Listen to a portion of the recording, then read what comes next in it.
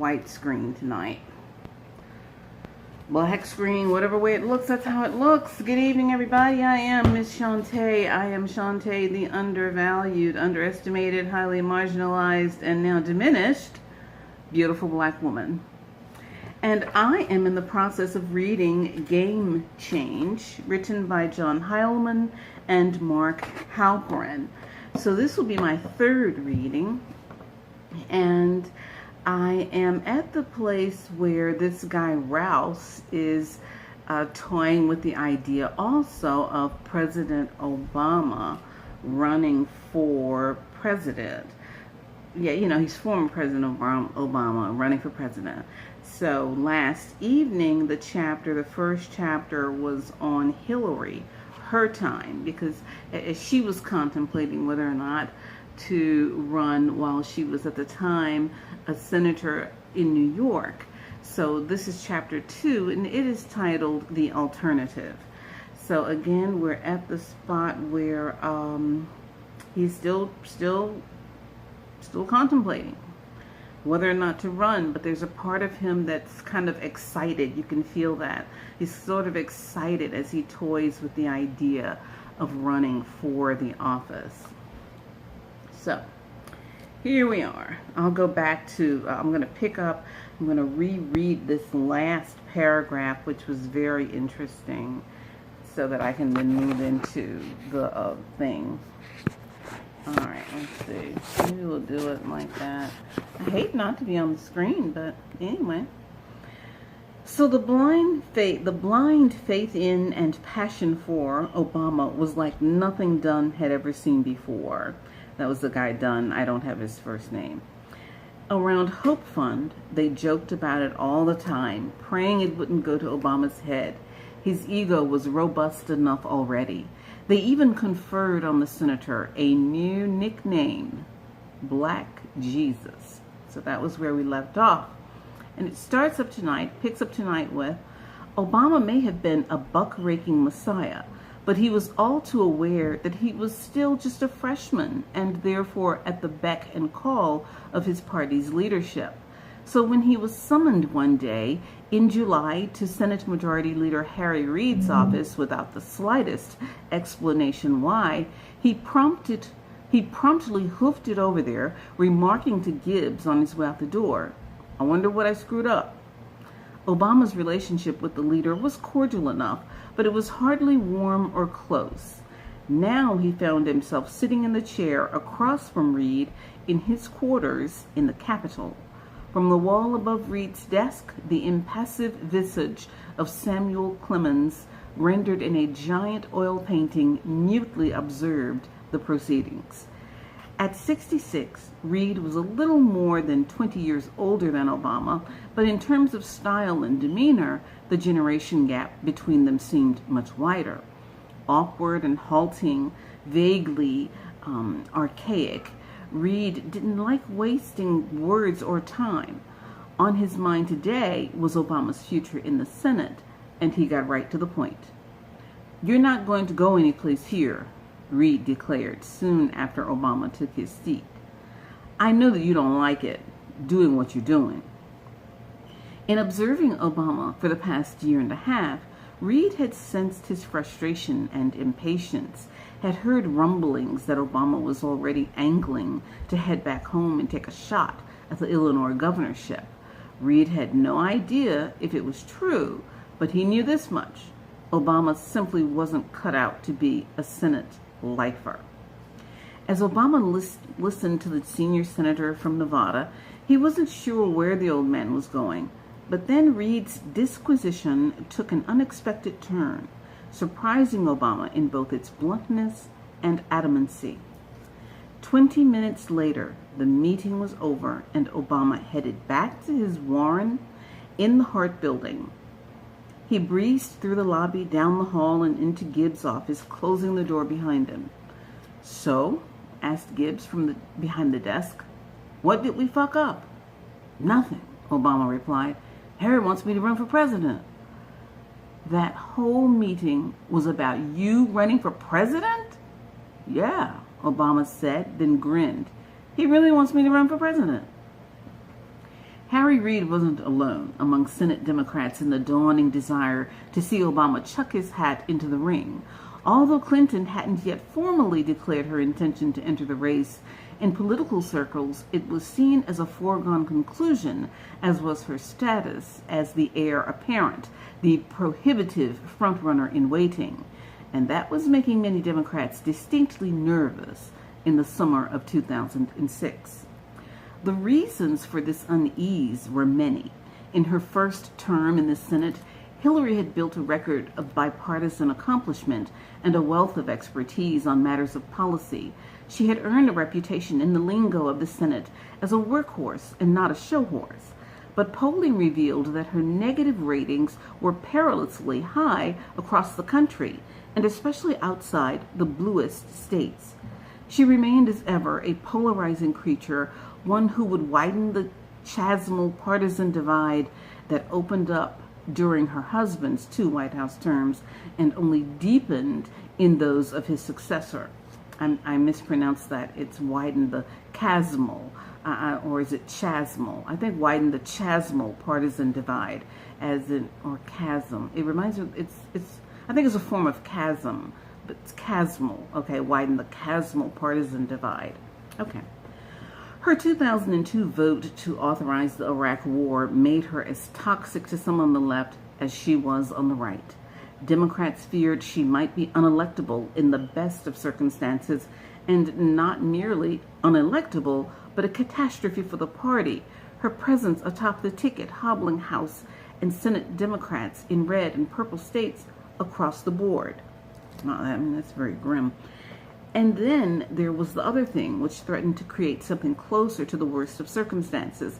The other thing was Bill, more specifically his personal life, about which rumors were running rampant. Not since the Lewinsky era had they been more pervasive, the topic of tittering in every quadrant of the Democratic establishment, from New York to Boston to Los Angeles, and nowhere was the scuttlebutt flowing more freely than in Washington.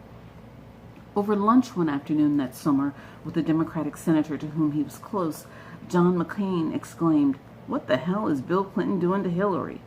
McCain was friendly with the Clintons. He meant them no injury. But for his across-the-aisle colleague, the conversation threw into sharp relief the nightmare scenario that was causing so many Democrats such angst, that Hillary would skate to the Democratic nomination and then be destroyed in the general election when Republicans peddled the details of her husband's reputed dalliances to the press. One party elder described the situation thus: "It's like some Japanese epic film where everyone sees the disaster coming in the third reel, but no one can figure out what to do about it." Reid was well aware that such thoughts were rippling through the Democratic caucus. Oh, that was quote unquote, by the way. Rippling through the Democratic caucus. In truth, he shared them.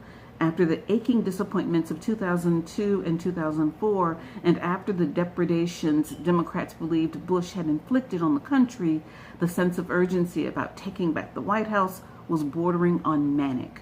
The obvious answer was to find a plausible challenger to Clinton, someone who wouldn't weigh down the rest of the party's candidates, even if he were defeated in the general election. The problem was that none of the Democrats contemplating a bid fit the bill. Edwards was regarded as a callow pretender by virtually every one of his former colleagues. Joe Biden, Chris Dodd, and Evan Bayh were fine senators, but all would be crushed by Clinton. Ditto Bill Richardson, Mark Warner, and Tom Vilsack. John Kerry was saddled with more baggage than a curbside porter at Dulles Airport.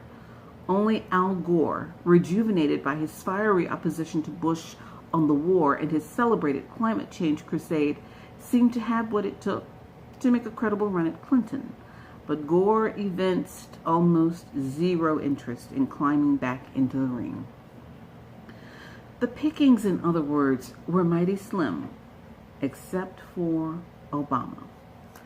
Years later, Reid would claim that he was steadfastly neutral in the 2008 race, that he never chose sides between Barack and Hillary, that all he did was tell Obama that he could be president, that the stars would align for him. But at the time, in truth, his encouragement of Obama was unequivocal. Was unequivocal.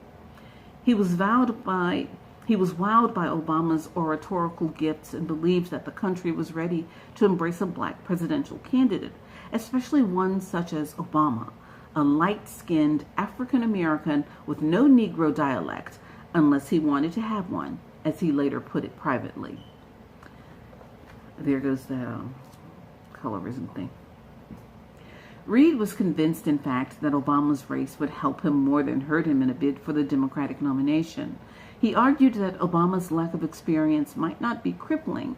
It might actually be an asset, allowing him to cast himself as a figure uncorrupted and unco-opted by evil Washington, without the burdens of countless Senate votes and floor speeches. And unlike Clinton, Obama had come out forcefully and early against Bush's Iraq incursion in 2002 while he was still a state senator. He'd given a heralded speech in which he said, "I don't oppose all wars. What I'm opposed to is a dumb war." I guess I should say quote unquote. Reed wasn't sure Obama could defeat Clinton.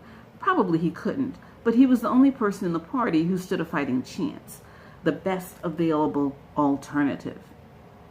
Obama had heard these arguments before from other senators.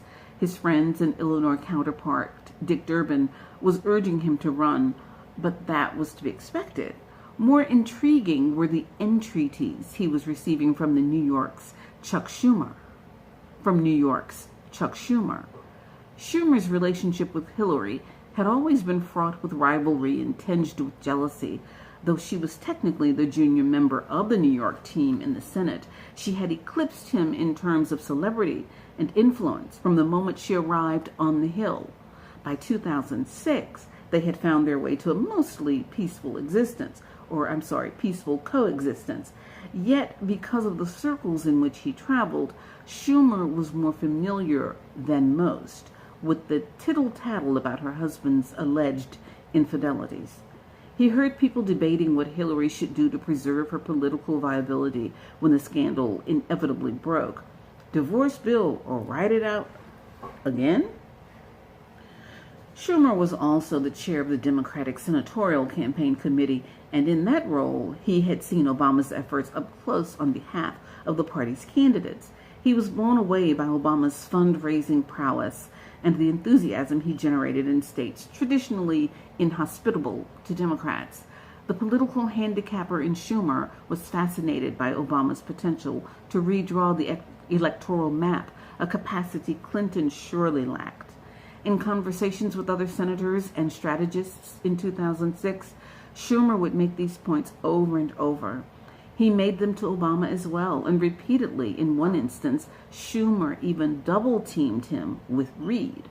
Although Schumer was careful to signal that home state decorum would prohibit him from opposing Clinton publicly, quote unquote, "You understand my position," unquote, he would say, he left no doubt as to where his head and heart were on the question. These were not the only senatorial voices importuning Obama. Daschle, too, was on the case, and so was a coterie. Okay, I need to write that down. I'm not familiar with that word. Hold on. It reminds me of cadre, but it's nothing like that. It's C-O-T-E-R-I-E. All right, coterie. Coterie was a coterie of senators close to him, including Byron Dorgan and Kent Conrad, both of North Dakota. Ben Nelson of Nebraska, Bill Nelson of Florida, Barbara Boxer of California, and even Ted Kennedy all were nudging Obama to take the plunge. Their conversations with Barack was surreptitious, a conspiracy of whispers.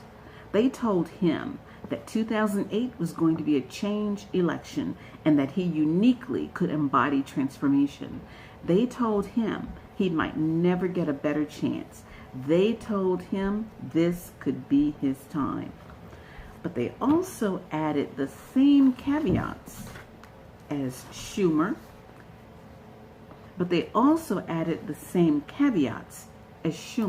Let me make a note of something. Okay, there we go. keen as they were for Obama to run, they would never be able to bless him with an early endorsement. Coming out against Hillary would pose grave risks. The Clintons had long memories and a vindictive streak 10 miles wide. If Hillary prevailed, they feared no. They were certain there would be retribution down the line. But they would root for Obama secretly, doing whatever they could to help without affronting the Aberning Democratic dynasty. Wow. It would be many months before the Clintons gained any awareness of the incipient betrayal of Hillary by her colleagues in the Senate. And then it would hit them like a ton of bricks in their psychic solar plexus. The Clintons saw themselves as the party's de facto first family, as the patrons of 2 generations of Democratic politicians for whom they'd raised stacks of cash, providing aid and comfort on the path to prominence, as the only Democrats in recent memory who had demonstrated a consistent capacity to win national elections, as revered and beloved figures. They were blind to the degree of Clinton fatigue in their world and deaf to the conspiracy of whispers. They had no idea how fast the ground was shifting beneath their feet. And neither really did Obama until his conversation with Reid. Like everyone else in Washington, Obama took as a given the fearsome potency of the Clinton machine. Despite all the exhortations to take on Hillary, there were many reasons to believe that such enterprise would be pure folly, that she was unstoppable, a juggernaut. But Obama had to wonder, Schumer, Durbin, and now Reid, these 4 men comprised the upper echelon of the official Democratic leadership in the Senate. Maybe the establishment wasn't as foursquare behind the Clintons as conventional wisdom held. Maybe there was an opening.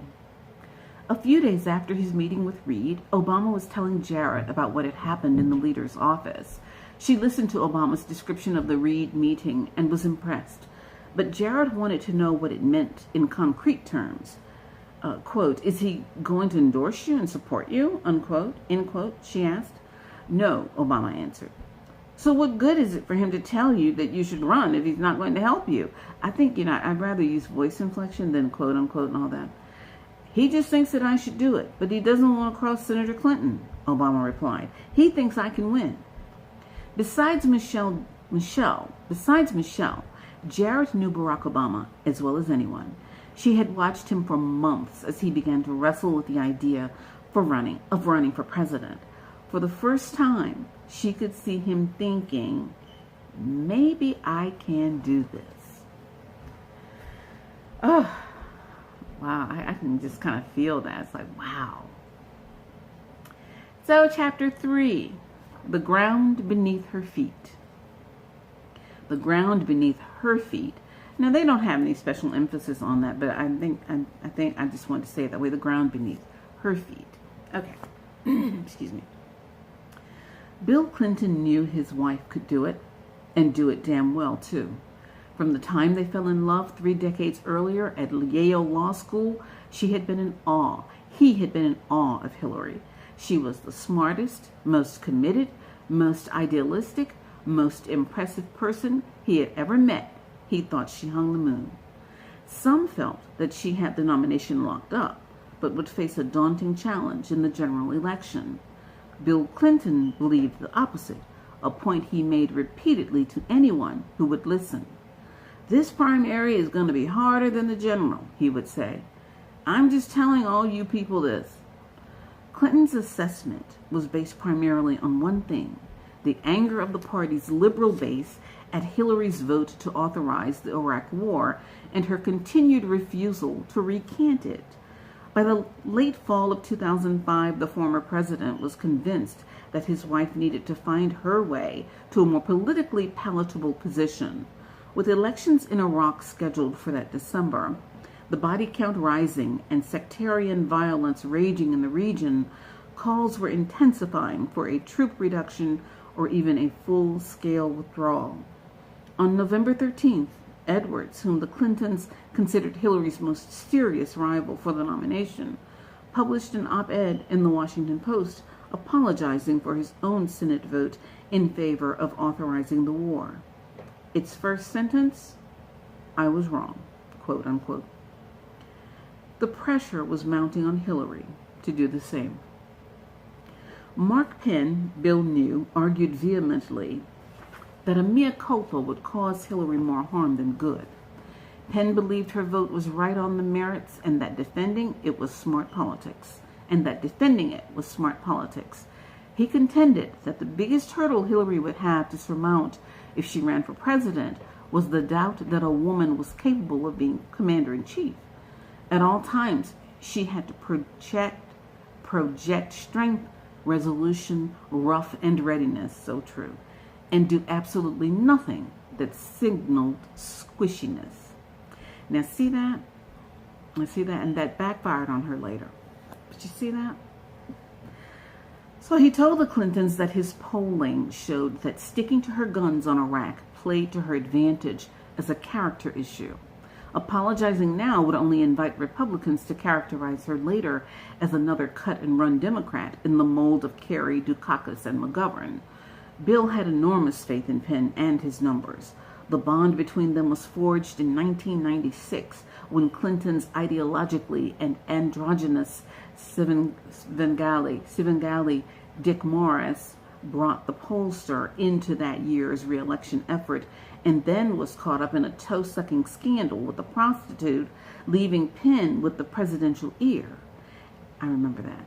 And it was cemented by Penn's skillful navigation of the survival politics of impeachment and his central role in Hillary's Senate victory. Now, I think I sort of mispronounced Svengali. No, the S is silent. Clinton's ideologically androgynous Svengali. Okay, something like that. I'll look it up later. All right, let's make a note. But even if an apology was off the table, surely there was a middle ground to be claimed, Clinton thought. Let me read that again. But even if an apology was off the table, surely there was a middle ground to be claimed, Clinton thought. In 1991, he had faced a comparable situation when he was asked if he would have voted to authorize the elder Bush's Gulf War. His answer was vintage Clinton. "I guess I would have voted for the majority of it if it was a close vote, but I agree with the arguments the minority made." The trouble was that Hillary, for all of her virtues, lacked the suppleness or slipperiness that was one of her husband's fortes. He knew better than anyone that she was less capable of the artful shuck and jive that he could muster on his clumsiest day. So he resolved to assist her in making a pivot to a safer berth.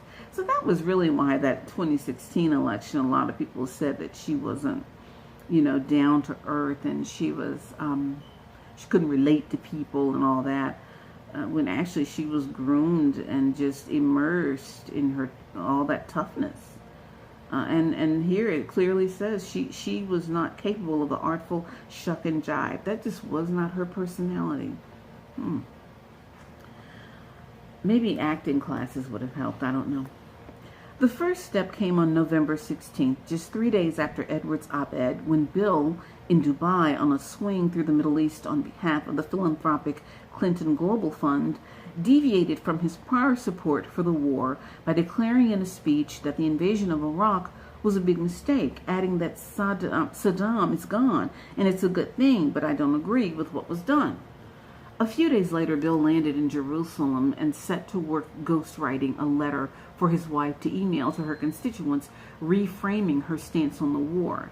In his suite at the King David Hotel, Clinton labored long into the night, editing and re-editing faxed copies of the text in his illegible longhand scrawl.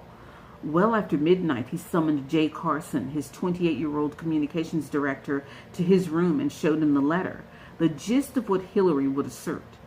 If Congress in 2002 possessed the information that it had at its disposal today, Bush never would have asked it to authorize the use of force in Iraq. And if he had, he would have been refused. "What do you think?" Clinton asked. "I think this is good.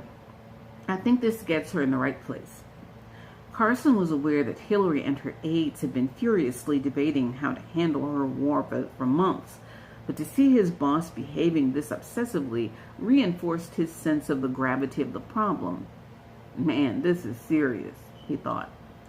Carson went back to his room to get some sleep, but a couple of hours later he was called again to Clinton's suite to repeat the routine. It was nearly 3 o'clock in the morning now, but Clinton was still twitchy, uncertain. Did the letter go far enough? Did it find the sweet spot? Would it defang the anti-warriors? I don't know, I just don't know, Clinton said, shaking his head. Hillary can't listen to me or anyone else, because she can't go out there and defend it every day if she doesn't agree with what she's saying. She's got to do what she thinks is right, and then just try to weather the storm. Now, I kind of like that. She's got to do what she thinks is right and then just try to weather the storm. That's so true. Okay. Hillary Clinton had encountered few storms, and certainly none of this magnitude or potential consequence in her first 5 years in the Senate. In many ways, her entire time in office had been orchestrated to avoid them. Punctiliously, painstakingly, she had set about remediating her political liabilities, putting herself in the best possible position to lead her party. She had moderated her ideological profile, burnished her credentials, honed her policy chops, established herself as a diligent legislator, demonstrated her dedication to her constituents in New York, sanded down every jagged edge from her formerly serrated public image. She had endeavored mightily, in other words, to place herself firmly in the Democratic mainstream, to make herself a figure of respect and admiration, of party cohesion and not divisiveness, and not least, to create for herself a separate and distinct political persona and operation from that of her husband. By 2006, Clinton had achieved all that with a strategy subtler and savvier than most understood. Her public posture in the Senate, it was widely noted, revolved around bipartisanship and deference, despite her built-in superstardom. Her outreach to Republicans was so ostentatious that it bordered on the masochistic co-sponsoring legislation, with 49 of them taking pains to mend fences with those who had voted to impeach her husband, joining a Senate prayer group favored by the GOP's staunchest social conservatives. I like that. In private, however, Clinton's approach was nearly the polar opposite, partisan and assertive to its core. She believed passionately in a more activist government, in a progressive agenda, and she was tired of seeing Democrats flounder in their aims simply because they lacked a coherent message. It sounds like so freaking familiar. Let me read that part again. And she was tired of seeing Democrats flounder in their aims simply because they lacked a coherent message, organizational skills, and a crisp, high-sticking strategy. Convinced that liberals needed an infrastructure to match the network of think tanks and advocacy groups that had bolstered the right for decades, she assisted John Podesta, one of her husband's former chiefs of staff, in launching the Center for American Progress and advised the liberal watchdog group Media Matters for America. Her goal was to better fortify her party against the dense, cold-blooded armament of the Bush White House, to lay a protective groundwork for Democratic interest on the Hill. But she also was thinking ahead to another Clinton presidential campaign and administration, when those reinforcements could ease her path and abet her power. Within the Senate, she was something of a scold toward her party's leadership, forever prodding Reid to develop a sharper and more consistent approach to battling the Republicans. Her opinion of his predecessor, Daschle, was no better. She had quickly pegged him as ineffectual and weak, a bush leaguer in a big league job, and his loss at the polls in 2004 had only confirmed her early verdict. Clinton's prescription for both her and the party's reformation was rooted in the lessons she drew from recent history, from the failures of 2004, 2000, and especially the 90s. Although her husband had dragged Democrats kicking and screaming into the modern age substantively or substantively, substantively and ideologically, she considered her administration a tactical and operational disaster, soft, undisciplined, woolly-minded, and leaky. The political machine that Hillary built for herself was its opposite in every regard. And I say she should have kept all that in mind during the 2016 election. The people comprising it on her Senate staff, at her PAC, and among her outside advisors were loyal to a fault, smart and ruthless, hard-headed and hard-boiled. With few exceptions, they embraced her conception of politics as total war and shared her reflexive antipathy to the Fourth Estate. They more closely resembled Bush's operation than Bill Clinton's, and were happy, even proud, to admit it. They referred to themselves collectively as Hillary Land, and everyone else in politics did too. More than any other player, Sally Doyle embodied the culture of Hillary Land, the sixth child of Mexican parents who came to America and settled in Chicago. She started out as Hillary's scheduler in 1991 and steadily amassed duties and influence from there on. She had a ready laugh and a teasing wit, but could be brutal in her role as the chief enforcer of the Hillary Land's code of omerta, and rarely spoke to reporters.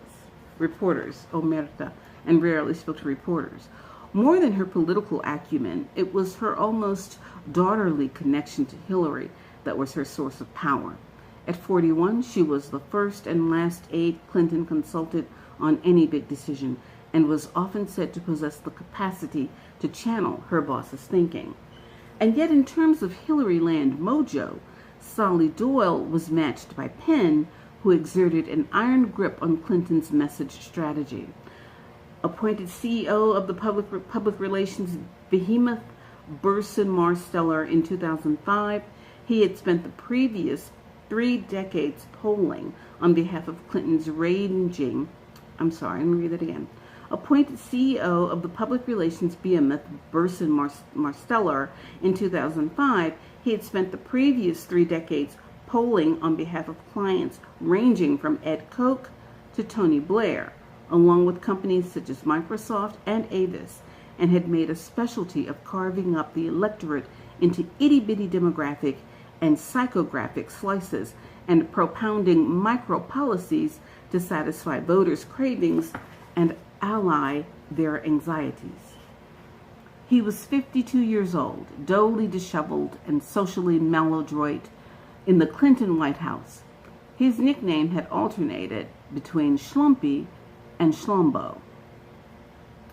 Hillary was attached to Sally Doyle and Penn for different reasons, and they in turn reflected different aspects of her character. What she liked about Sally Doyle was her crawl across broken glass fealty, her discretion, and the mind meld that the two of them had achieved. Patty was a comfortable and comforting presence. What she liked about Penn was his data-drivenness, his tendency to frame even the grubbiest issues and nastiest tactics in lofty policy terms, and most of all, his certitude when her own political instincts were muddy, as they often were. He told her what to do. Well, that's good. You need somebody like that sometimes. The job that the Hillary Landers had done for Hillary had been masterly by any measure. They helped her win her Senate seat when people said it was a pipe dream. They helped her lay waste to the prevailing caricature of her, an arrogant, corrupt, power-mad, harsh, hypocritical liberal, and sketched a new picture, a competent, clever, hard-working, determined, pragmatic centrist that boosted her popularity ratings to the moon. They were on the way to helping her collect nearly $50 million for her Senate re-election campaign that year, in which she faced only token opposition, and whatever money was left over could be put directly into a presidential bid, assuming she decided to take the plunge into that pool. But now the controversy over Hillary's war vote threatened to eclipse everything she had accomplished. The King David letter, despite Bill's best efforts, did nothing to subdue her critics. If anything, the attacks only grew more vitriolic in the first half of 2006, as Clinton refused to endorse the demand of some liberal Democrats for a firm timetable for troop withdrawal. To Hillary land, the assault on her from the left was a test, and the results were not encouraging. The internal deliberations over how to handle the situation consumed dozens upon dozens of meetings and conference calls.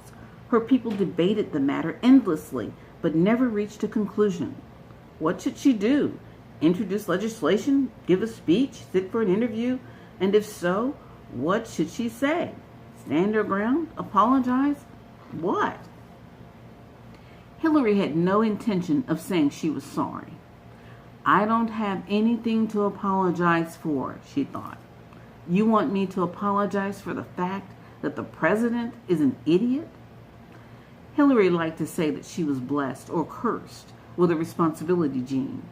It was no small part of why, as a senator from New York in the wake of 9/11, she had voted to authorize the war in the first place, and why she was resistant to pushing for a date certain for withdrawal now. If she did run for president and wound up in the Oval Office, the decisions regarding Iraq would fall into her lap, and having lived in the White House, she understood the presidential premium on flexibility. Then there were the politics of the matter. I'm not going to let myself be dragged too far left during the primary season, she explained to one of her most generous donors. If she reversed herself now, she would be buying a one-way ticket to Kerryville. The GOP would tattoo her forehead with the lethal blip blopper label. And so with the press, of that she was certain. The standards to which she was held by the media, of course, as a woman, she believed, and not without reason, were so much more strict and latently hostile than those applied to any other politician in the country. Everything I do carries political risks because nobody gets the scrutiny that I get, she told a reporter. It's not like I have any margin for error whatsoever. Everybody else does, and I don't, and that's fine. That's just who I am, and that's what I live with. And, I have to say, I know everybody gets tired of me saying this, but it also is because she's a woman. Everybody's harder on a woman. All right, moving on. The Iraq dilemma was vexing, a pure Hobson's choice. She was damned if she did and damned if she didn't, and so she adopted her husband's method and split the difference. In the King David letter, Hillary had claimed that she wasn't voting for war in 2002, but instead for more diplomacy. Now she decided to enter into legislation that urged the president to begin a phased redeployment of the troops by the end of 2006. How the Democratic base would react to these maneuvers was an open question. In mid-June, brave in a hot pink pantsuit before a rancorous 1,000 progressive activists at the Take Back America conference at the Washington Hilton, Clinton excoriated the Bush administration's domestic agenda and its handling of Iraq for having rushed to war, refused to let the UN inspectors conduct and complete their mission, committed strategic blunder after blunder, and undermined America's leadership in the world. Now that's really strong language for that. Okay, very good. But then Clinton raised her hands defensively and added, with a mild quaver in her voice, I just have to say, I do not think it's a smart strategy either for the president to continue with his open-ended commitment, which I think does not put enough pressure on the new Iraqi government, nor do I think it is smart strategy to set a date certain. I do not agree that this is in the best interest of our troops or our country. The crowd erupted. Why not? People yelled at a cacophony of boos and hisses, so raucous that Clinton could barely be heard above the din. Stepping down off the stage, she was serenaded with chants of protest. Bring the troops home! Bring the troops home! As she made her way to the exit. The anti-war base was sending a fundamental message. Clinton's front-runner status was rooting in shaky ground.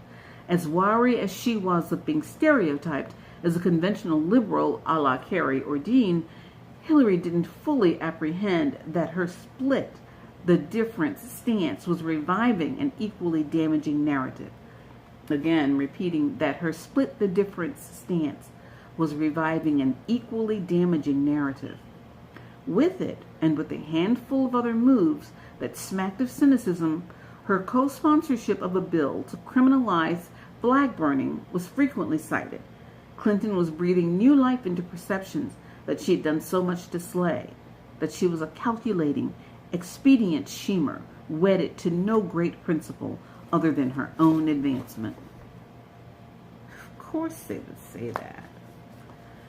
For many Democrats, trimming, triangulating, and poll-tested centrism were among the least appetizing features of the Clinton years. But of course, there were others, as Hillary herself was reminded all the time, in the most unpleasant ways. When she first got the word, she was stunned and angry. The New York Times was doing what? There was just no way it could be true, but it was. She was just told by her press secretary, Philippe Raines, and his counterpart for her husband, Jay Carson. In the spring of 2006, the paper of record was in the midst of reporting a story on the state of the Clinton marriage.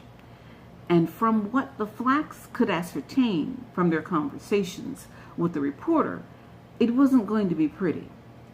The thrust of the piece, they believed, was that the marriage was a sham, that Bill and Hillary barely saw each other, rarely say that, of course, that their matrimony was a partnership, so what, and understanding but little more, that Bill's bachelor lifestyle had the potential to derail presidential aspirations. Well, I don't like that part. How is this a legitimate story? Hillary wanted to know. And not just a story, but a story in the most esteemed newspaper in the country. It's just fucking unbelievable, she said. This is my life? I have to deal with this bullshit? Wow, I mean, you can't blame her. Carson and Ryan suspected that the Times' true intention was more pernicious still. The paper wanted to write about the rumors swirling around Bill Clinton's alleged infidelities and was using a discussion of the Clinton marriage as camouflage. Within Hillary and Bill's operations, a series of heated discussions ensued about whether to engage with the reporter, Patrick Healy, or simply say, no comment. The dominant view inside Hillary land, with its aversion to the press, was that to participate would do nothing but legitimize the story. Carson and Ryan strongly disagreed. Guys, the story is likely to be on page A1 of the New York Times, Carson said. It's already legitimized. Carson and Ryan considered Healy an ethical reporter, persuadable by the facts. Weighing in, they felt, could influence the piece, soften it, and at least prevent errors or egregious insinuations from appearing in print. Carson and Ryan prevailed in that debate and spent a frantic weekend pushing back on the story. They pulled schedules to demonstrate that the Clintons spent plenty of nights together, more, in fact, than Chuck Schumer spent with his wife Iris. The Clintons loved each other. The press guys insisted this was not a marriage in name only. When the story appeared on May 23rd, the Clinton camps were braced for the worst. But although it was indeed on A1, the effects of Carson and Ryan's efforts were evident. The piece was elliptical, full of loaded language and ominous hints, but contained no damaging facts. Even better, from the Clinton perspective, the reactions from readers was harsh. A flood of letters denouncing the paper for going tabloid, for slumming the gutter. Stung by the criticisms, the Times public editor felt compelled to devote a column to justifying the article. Months later, Carson would tell Bill Clinton that the story, for all the agita around it, turned out to be a blessing in disguise. For as long as anyone could remember, Carson thought reporters had been dying to peek inside the couple's bedroom. The Clinton people warned them not to do it. There's a big mean dog in there, they suggested, ready to chew your face off. Now the Times had ventured in and come out bleeding. From that point on, for 2 solid years, not a single reporter approached Clinton World in pursuit of a similar story. Well, that's what they get. Come on. Yet the Clinton victory in the moment was a Pyrrhic one.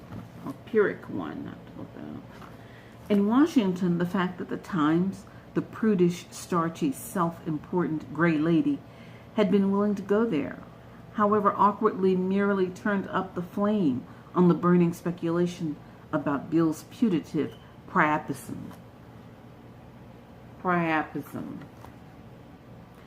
What had been a slow simmer in 2005 became a roiling boil in the summer and fall of 2006 as the chattering classes theorized about whether and why the Times had been pulled. Classes theorized about whether and why the Times had pulled its punches. Worse, Clinton world was hearing that a gusher of gossip was flowing from members of the couple's own inner circle, and in particular from Steve Ricchetti, the longtime consigliere to Bill, who had been so keen on Hillary running for president in 2004. Since his departure from the White House, Bill Clinton had not exactly erred on the side of caution when it came to his personal comportment. Within days of settling into the Clintons' new house in Chappaqua in 2001, he could be found at Lang's Deli chatting up the stay-at-home mothers who trundled in after yoga, startling his aides that he already knew all the women by name. He gallivanted around the world with his business partner Ron Burkle, the supermarket magnate and notorious playboy whose custom-converted Boeing 757 was referred to by Burkle's young aides as, quote-unquote, Air Fuck One. Clinton's regular trips to that carnal triptych, I don't understand, I don't know if I've never heard that word, triptych, Triptych, triptych of Los Angeles, Miami, and Las Vegas struck many of his friends as a recipe, if not for trouble, then at least for undue temptation and embarrassment. But Bill seemed not to care. He was going to do what he wanted to do, appearances be damned. And yet Bill was ripshit when Carson and Terry McAuliffe informed him of the extent to which tongues were wagging in Washington. Those goddamn people in D.C., Clinton fumed. They don't have anything better to do than talk about my sex life? God damn that city. This is why I hated it from the beginning down there. Everybody's got boring lives, so they just sit around and talk about someone else. Tell me about it. All the murmurings about Bill were starting to get back to Hillary land as well. I mean, what did he think? When Solly Doyle made the rounds of senior party players, members of Congress, major donors, former cabinet secretaries to chat about Hillary's prospective presidential run, she was encountering a troubling pattern. Almost uniformly, the Democratic grandees professed their affection and respect for Senator Bill Clinton. She's terrific, they said. She'd be a good candidate, make a great president. But then would come the inevitable addendum. What are you going to do about Bill? What Solly Doyle invariably would say was, we've got that under control. It was a clever answer she'd come up with herself, and it seemed to pacify her listeners.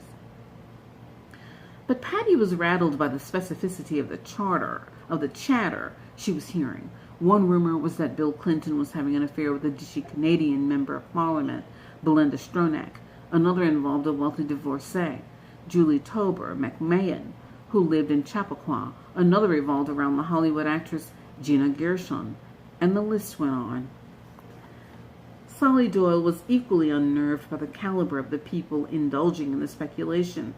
One day she could visit to Ricchetti, who mentioned without blinking that he'd recently been on a conference call with a handful of big-name Clinton stalwarts informing former Treasury Secretary Robert Rubin, which devolved into a prolonged discussion of Bill's supposed indiscretions and the danger they posed to Hillary. This is a problem, Solly Doyle thought, and not a small one. These were heavy-hitting Clinton supporters who had Hillary's best interests at heart, whose intent was anything but malicious, who were actually trying to help. Solly Doyle decided that she needed to tell Hillary, and quick. Yep. Okay, if we keep going, we can finish this chapter. She had brought word to Hillary more than once about the rumors hovering around Bill. It's not true, Hillary would say, and in any case, she knew how to handle it. She had some experience in this area, after all, and she had always emerged intact. We'll be ready for it, she said, and then again, it's not true. But Sally Doyle needed Hillary to listen this time, to appreciate the implications of what was happening. "You don't understand," she said insistently. "They're having conference calls about this. And what he's doing, who he's doing it with, how. It's going to damage you." No, I'm going to repeat that. "They're having conference calls about this. What he's doing, who he's doing it with, how it's going to damage you." The mention of conference calls snapped Hillary to attention. She demanded to know who was on the calls. Sally Doyle told her. Hillary reeled first, stunned into silence by the betrayal, then loudly livid about their friends trafficking the scrap behind her back. "How dare they? They don't know anything. Who do they think they are?" Hillary had always been adamant that her and her husband's personal lives were nobody's business but theirs. She immediately froze Ricchetti out of Hillary land. The reaction to Bill Clinton's world was even harsher when other staffers asked Doug Band, the former president's chief counselor, why Ricchetti was no longer included on conference calls of old White House hands. Band icily replied, "He's dead to us." Hillary wasn't in complete denial about the perils of the situation. However, she had seen the damage that Bill's bimbo eruptions could inflict and knew that his imputed peccadilloes were among the gravest potential impediments to her reaching the White House. Clinton turned to two aides she trusted with the most intimate matters, Sally Doyle and Cheryl Mills, and Sally Doyle included Howard Wolfson in the circle. Together the trio formed a war room within a war room inside Hillary land, dedicated to managing the threat posed by Bill's libido. Mills, the lawyer, handled delicate matters where attorney-client privilege might prove useful. Sally Doyle was in charge of the political dimension, and Wolfson works the media side of the equation. The war room within a war room dismissed or discredited much of the gossip floating around, but not all of it. The stories about one woman were more concrete, and after some discreet fact-finding, the group concluded that they were true, that Bill was indeed having an affair, and not a frivolous one-night stand, but a sustained romantic relationship. This was exactly the scenario that had incited so many members of the conspiracy of the Whispers to urge Obama into the race, and what everyone who signed up with Hillary feared each waking day. But whatever storm of emotions Clinton herself might have been experiencing, she put aside in the interest of survival. She instructed her team to prepare to deal with the potential blow-up of Bill's personal life. For months after, the war room within a war room braced for the explosion, which her aides knew could come at any time. Yet, even without any detonations, the Bill-related rumblings and their reverberations would continue and be absorbed by Hillary in painful, maddening, and portentous ways. In October, she was scheduled to headline a New York fundraiser for Claire McCaskill, the Democratic candidate for Senate in Missouri. McCaskill, a plain-spoken centrist who held the job of state auditor, had narrowly lost a run for governor narrowly lost a run for governor in 2004. She'd been expected to take another shot at that office 4 years later, but had decided against it out of fear that Clinton would be her party's presidential nominee in 2008. According to a story in the New Yorker in May 2006, McCaskill had told people in Missouri and in Washington that a ticket led by Clinton would be fatal for many Democrats on the ballot, and that a Clinton candidacy would rule out her chance to win the governorship. Hillary Land was not amused by the New Yorker's piece, but McCaskill smoothed things over with the Clintons, apologizing, claiming she'd been quoted out of context. In September, Bill flew to St. Louis and did a fundraiser for McCaskill, and now Hillary is set to help fill her coffers, though not coincidentally, 900 miles away from the Missouri media. The day before the New York fundraiser, however, McCaskill appeared on Meet the Press and was asked by Russert if she thought that Bill Clinton had been a great president. "I do," McCaskill said. "I have a lot of problems with some of his personal issues." Russert began to speak, but McCaskill cut him off. "I said at the time, I think he's been a great leader, but I don't want my daughter near him." Okay, that's quite a statement. Rines was in Chicago to attend a wedding and happened to be watching the show. Mortified, he knew that someone had to inform Hillary before the fundraiser took place. He emailed the quote around Hillary Land. Everyone was aghast, and no one wanted to tell the senator, so Rines was saddled with the unpleasant duty. "So what's going on?" Hillary asked when Rines reached her by phone. "Oh, not much," Rines replied, running through the day's news, the guests on the Sunday shows, and then at the end, sidling up gingerly to McCaskill's comment. "She said what?" Hillary asked incredulously. Rines read her the quote verbatim. Quote, "I think he's been a great leader, but I don't want my daughter near him," end quote. The phone went quiet. Oh, that was really kind of low. The phone went quiet. Hillary was speechless. A few more seconds passed, and then finally came her voice, hot with fury. "Fuck her," Hillary said, and then called Sally Doyle and summarily canceled the fundraiser. There you go. That's it. Well, we're winding down. We're going to finish the last 2 or 3 paragraphs, and that'll be the end of chapter 3. Good job. McCaskill would again apologize to Hillary and Bill, writing them letters begging their forgiveness and forbearance. What she said had been stupid, hurtful, insensitive. But the truth was that McCaskill meant it, just as she'd meant her earlier prediction of the damage to Democrats across the country if Hillary won the nomination. McCaskill was in the market for a different horse, and now, like many other Democrats, she thought she saw one in Obama. Inside Hillary land, the notion that Obama might enter the race seemed remote to almost everyone. Harold Ickes, a fabled Democratic operative and longtime advisor to the Clintons, was so dismissive of the idea that he offered to bet Sally Doyle $50,000 that it would never happen. Penn, too, was sure Obama would stay out. That was the skinny he was hearing from inside the Illinois senator's orbit. Hillary, for her part, had no idea what Obama would do, though she knew that he wouldn't be swayed by the argument that his experience was insufficient. "No one ever thinks they don't have the experience to do this," she told one of her aides. "No one thinks that way. He wouldn't have gotten to this point and then said, 'Oh, I don't think I have the experience.' You don't think about your weaknesses. You think about your strengths." But Obama's strengths didn't strike her as especially intimidating, and whether he took his weaknesses seriously or not, they were many and glaring. Sure, he had a great deal of potential, but it was just potential.